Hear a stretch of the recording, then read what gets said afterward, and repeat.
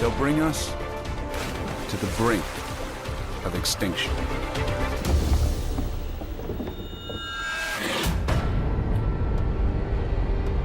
Amidst the chaos of an unforgiving planet, most species will fail. But for one, all the pieces will fall into place. And a set of keys will unlock a path for mankind to triumph. This is our story.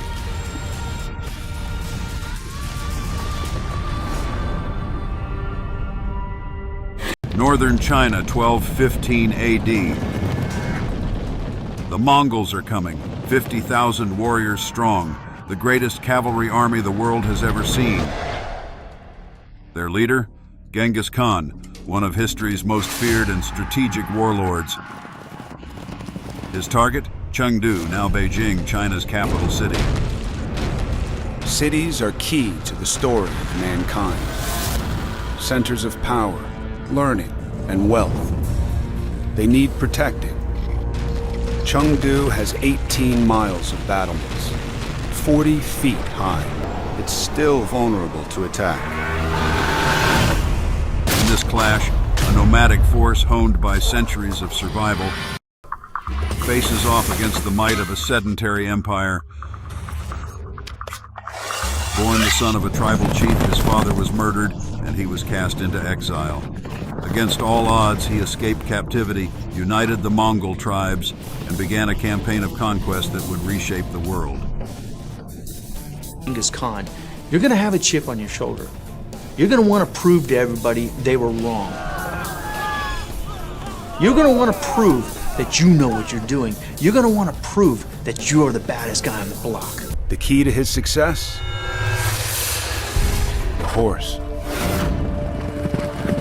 Domesticated 5,000 years earlier in Central Asia, horses have expanded mankind's frontiers. The Mongols can cover up to 300 miles in a day. Mongols start on horseback, age 3. They learn to ride without using reins. Well, when they encountered humans on foot, to the Mongols, those humans were a lot like sheep. You could scare them, you could bully them, they'd run. Mongol warriors have 4 horses each. They can eat and sleep on horseback. They could cover up to 300 miles in a day, an unprecedented feat in their time. It was the precursor to modern mechanized warfare, the blitzkrieg of its era. They would travel faster than the news of their arrival. By the time a city knew they were under threat, it was already too late. In the 13th century, global warming drove droughts across Mongolia, turning pastures into deserts and forcing the Mongols southward in search of resources. They set their sights on China, the wealthiest land in Asia, filled with grain, silk, and tea.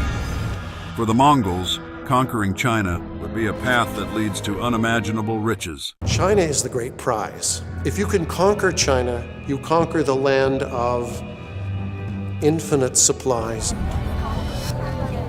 Grain, of silk, of tea. China is the richest prize that Mongols can possibly take. Genghis Khan issues an ultimatum.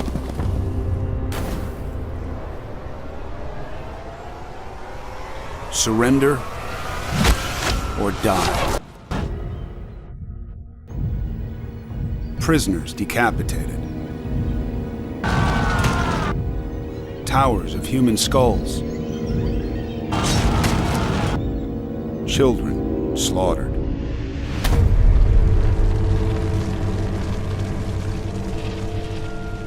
The Mongols overrun Chengdu.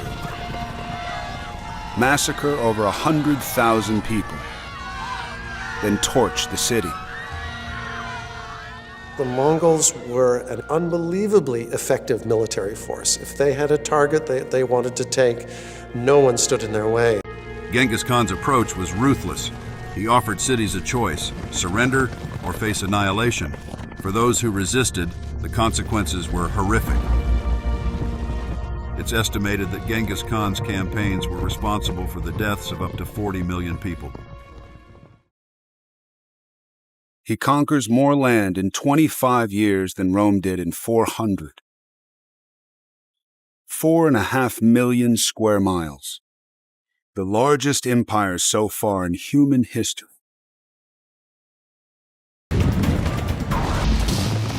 "600 years before the Pony Express, the Mongols can send messages by horseback across an area twice the size of the United States.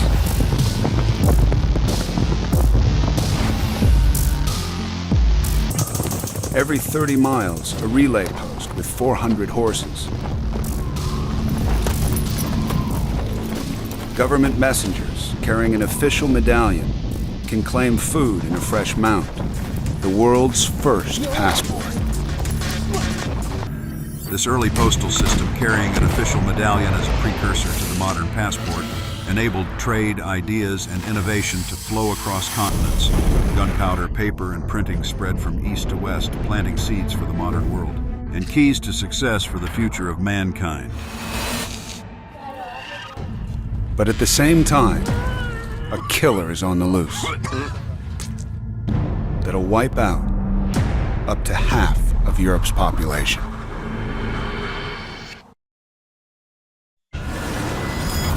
Mankind battles an enduring enemy.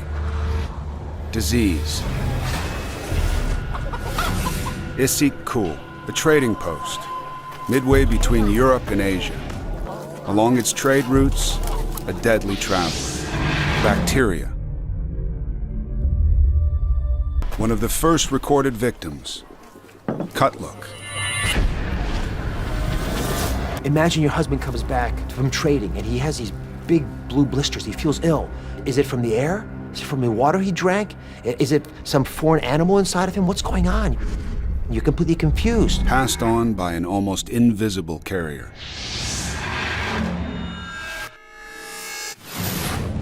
The flea, spreading out from Issyk-Kul. The plague sweeps east to China and west towards Europe. One man, Johnny Beg, a descendant of Genghis Khan, used the plague as a weapon. Besieging the port city of Kaffa on the Black Sea, he catapulted infected corpses over the city walls, a chilling early example of biological warfare. The panicked inhabitants fled by ship, unknowingly carrying the plague to Europe's densely populated cities. Join me in the next video as the plague spreads through Europe and uncover the profound changes it left behind. Be sure to subscribe so you don't miss it. And as always, thanks for watching History Hub.